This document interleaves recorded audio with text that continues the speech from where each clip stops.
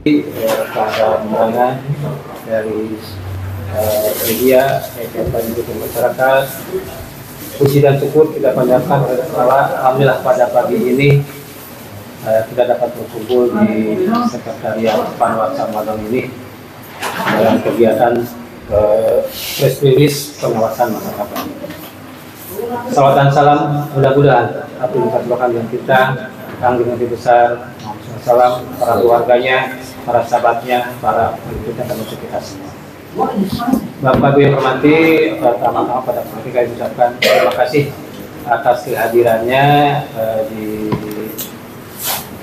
sekretariat ini, meskipun undangan tidak itu kami ucapkan terima kasih dan mohon maaf apabila penerimaannya kami dari Panwasa ini tidak berkenan Bapak Ibu.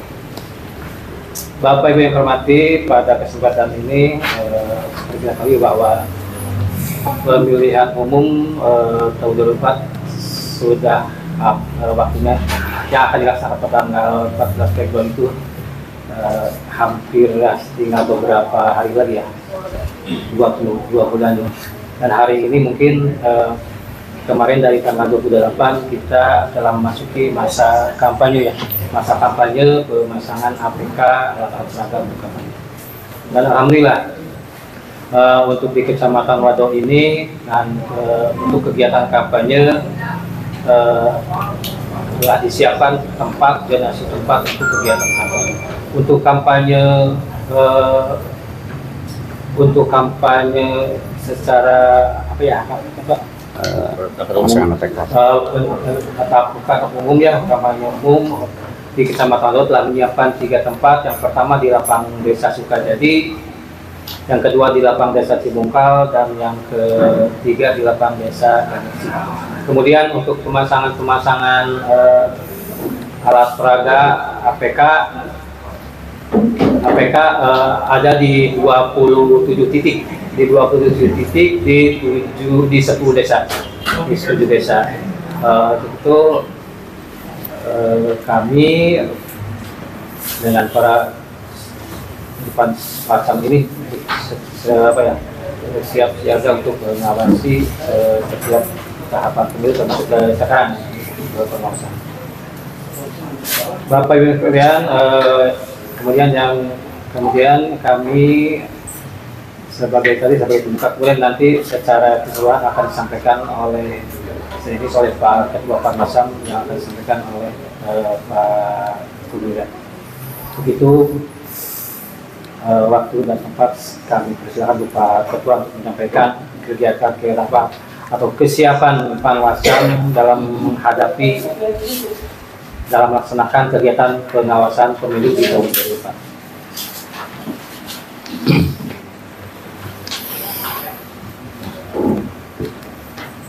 Assalamualaikum warahmatullahi wabarakatuh. Waalaikumsalam. Yang terhormat Bapak Kasek, terima kasih Pak sudah memfasilitasi kegiatan ini sehingga kegiatan ini bisa berjalan dengan lancar. Kami staf Panwaslu Kecamatan Wado yang sudah menyiapkan, terima kasih.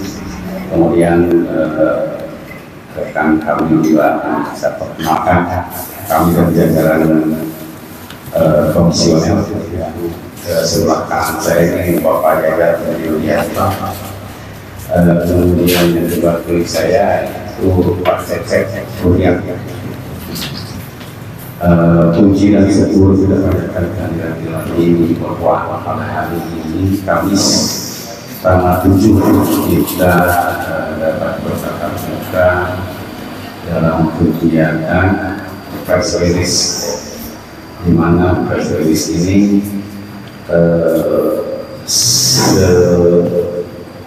akan kegiatan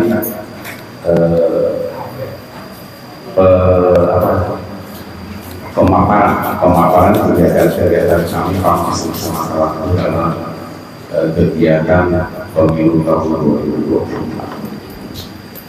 2024. Kemudian tujuan dari diadakannya kegiatan press release ini adalah Pertama, sebagai silaturahmi pengawasan, di mana silaturahmi pengawasan ini dari Bapak, dari jurnalis itu ada, kemudian dari tokoh masyarakat, tokoh agama, tokoh pemuda juga hadir untuk bertatap muka, saling memperkenalkan diri bahwa kita dalam pelaksanaan pemilu 2024 ini kita bahu-membahu supaya kegiatan pemilu ini berjalan dengan lancar dan tertib. Kemudian yang kedua, kegiatan ini adalah bertujuan untuk informatif. Arti dari informatif, kita harus saling menginformasikan kegiatan-kegiatan pemilu ini yang bersifat partisipatif. Partisipatif adalah keikutsertaan baik dari lembaga yang bersifat media atau jurnalis maupun dari masyarakat yang ada di Kecamatan Waduk. Dalam menyikapi informatif ini, kita Panwaslu Kecamatan Waduk terbatas oleh jumlah personil, karena kita hanya tiga orang di tingkat kecamatan ini. Kita mengawasi begitu luasnya daerah kecamatan yang harus kita awasi, sementara di setiap desa itu hanya satu PKD, pengawas kelurahan desa, dari jumlah 10 desa di Kecamatan Waduk. Jadi terdapat 10 PKD di Kecamatan Waduk untuk mengawasi setiap desa masing-masing. Kemudian yang ketiga, dari kegiatan-kegiatan ini kita harus menghasilkan semacam sinergis antara lembaga jurnalis, kemudian kita juga sebagai pengawas dan masyarakat Kecamatan Waduk dalam menyikapi kegiatan-kegiatan tahapan-tahapan pemilu 2024. Seperti diketahui bahwa kita mengawasi atas dasar regulasi-regulasi yang telah dibentuk atau telah ditetapkan oleh pemerintah. Di antaranya adalah Undang-Undang Nomor 7 Tahun 2017. Di situ terdapat kegiatan-kegiatan yang bersifat partisipasi masyarakat maupun lembaga atau jurnalis media maupun media cetak atau media elektronik untuk ikut berperan serta, berperan aktif dalam menginformasikan kegiatan-kegiatan pemilu 2024.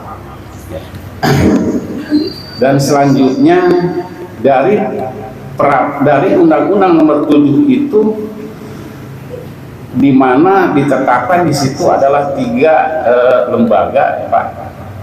Pertama adalah KPU, kemudian Bawaslu sebagai pengawas, kemudian DKPP. Untuk KPU itu adalah sebagai pelaksana penyelenggaraan pemilihan umum, dan Bawaslu adalah pengawas pelaksana pemilihan umum. Jadi KPU sebagai pelaksana penyelenggaraan pemilihan umum menerbitkan atau membentuk atau membuat suatu peraturan-peraturan di setiap tahapan, di mana tahapan-tahapan pemilu ini adalah pertama pencalonan, daftar pencalonan peserta pemilu, kemudian berlanjut ke pendataan pemutakhiran data pemilih. Pencalonan ini adalah untuk menetapkan peserta-peserta pemilu. Itu sudah kita lewati di mana sekarang peserta pemilu itu sudah ditetapkan, baik peserta pemilu partai politik, peserta pemilu anggota DPR, atau peserta pemilu DPD. Kemudian kemarin baru ditetapkan peserta pemilu calon presiden dan wakil presiden. Nah, itu yang harus kita awasi bersama-sama dalam sinergitas pengawasan yang melibatkan masyarakat dan lembaga jurnalis. Kemudian kita masuk ke tahapan pendataan pemutakhiran data pemilih, di mana pemutakhiran data pemilih ini adalah mendata seluruh warga masyarakat yang sudah mempunyai hak pilih. Di antaranya adalah 17 tahun ke atas atau sudah menikah, itu salah satu syarat bahwa mereka sudah mempunyai hak untuk memilih. Dan alhamdulillah di Wado ini, di Kecamatan Wado ini sudah terdaftar dalam DPT itu 33.696 hak pilih yang sudah terdaftar. Bisa dicek bapak-bapak juga di DPT apakah nama-nama kita ini sudah ada di DPT atau belum, ya. Itu suatu bentuk partisipatif kita dalam pengawasan. Kemudian dari DPT tersebut tersebar di 10 desa, di mana desa-desa ini mempunyai TPS masing-masing, dan jumlah TPS di Kecamatan Wado ini sekitar 125 ya Pak, 125 TPS yang terdapat di Kecamatan Wado, di mana 125 TPS ini terbagi seperti di Cilengkrang, Cikarang Selatan itu sebanyak 12, kemudian Cikarang Utara 12, kemudian Cilengkrang 16, Simungkal 14 ya, Surat 8, Banjarsik 13,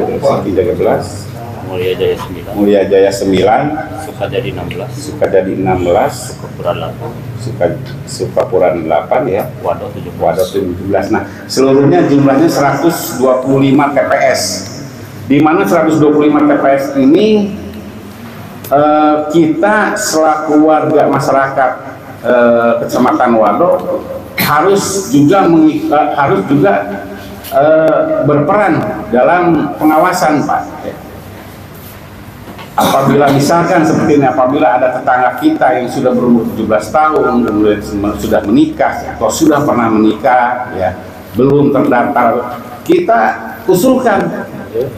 Terserah Bapak, apa usulkan misalkan ke PPS, atau Bapak langsung masuk ke Panwascam sini, Pak, untuk melaporkan bahwa orang tersebut belum terdaftar. Itu adalah salah satu peran serta masyarakat dalam ikut juga mengawasi pemilu tahun 2024. Kemudian itu untuk daftar pemilih ya DPT. DPT sudah ditetapkan dengan jumlah Kecamatan Wado itu 333.696 ya. Kemudian dari DPT ini berkembang ke DPTB. Ada DPTB, jadi berlanjut, Pak. Di mana DPTB ini adalah tujuannya untuk mencatat yang meninggal atau pindah domisili di saat dari saat DPT ditetapkan sampai dengan pemilihan pelaksanaan pemungutan suara. Jadi dalam kurun waktu sekian bulan itu DPT ini dicatat berapa yang meninggal, berapa yang pindah domisili, ya, atau sebagainya ya Pak. Nah, itu di mana masuknya itu ke DPTB kan. Kemudian dari DPTB itu nanti ada juga data pemilih khusus.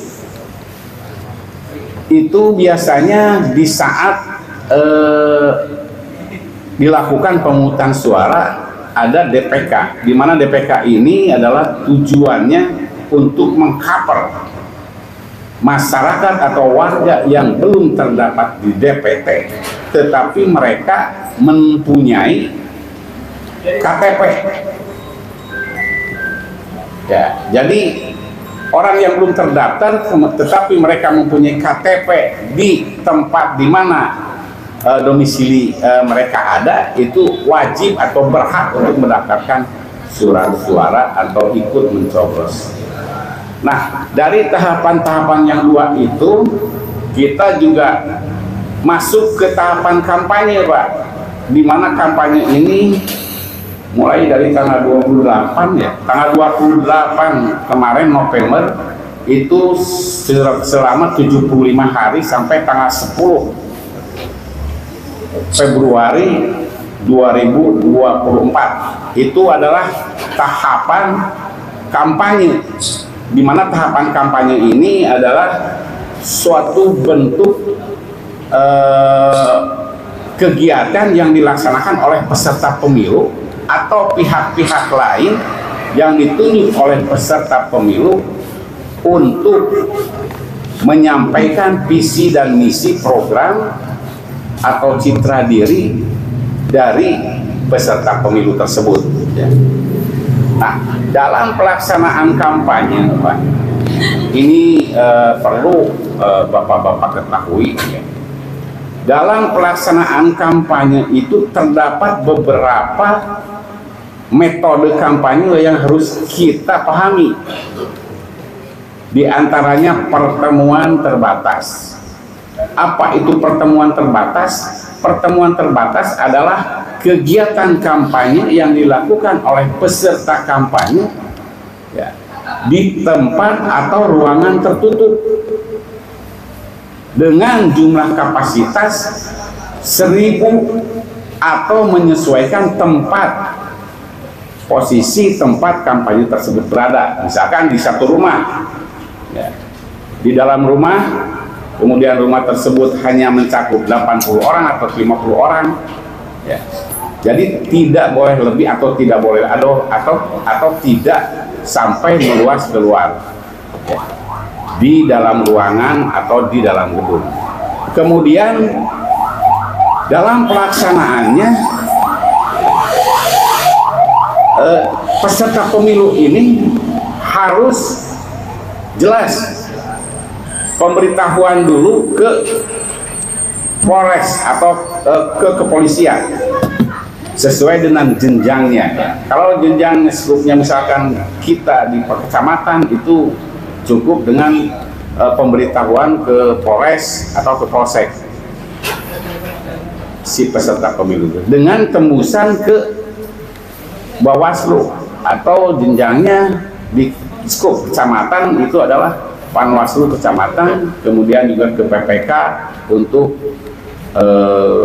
KPU. Kemudian ada juga metode kampanye tatap muka. Nah, kampanye tatap muka ini dilakukan atau dilaksanakan di luar ruangan dengan belusukan atau apa itu namanya, Pak ya? Belusukan atau mengunjungi setiap rumah. Itu dilakukan di luar. Biasa kita lihat suatu bentuk kampanye yang abring-abringan gitu, dari rumah ini ke rumah ini, atau yang dicontohkannya paling gampang itu di pasar lah ya, mereka muter di pasar terus berkenalan dengan pedagang-pedagang, masyarakat di tempat di wilayah kecamatan tersebut, di wilayah pasar tersebut. Nah, itu adalah bentuk tatap muka ya. Kemudian ada juga kegiatan kampanye bentuk rapat umum.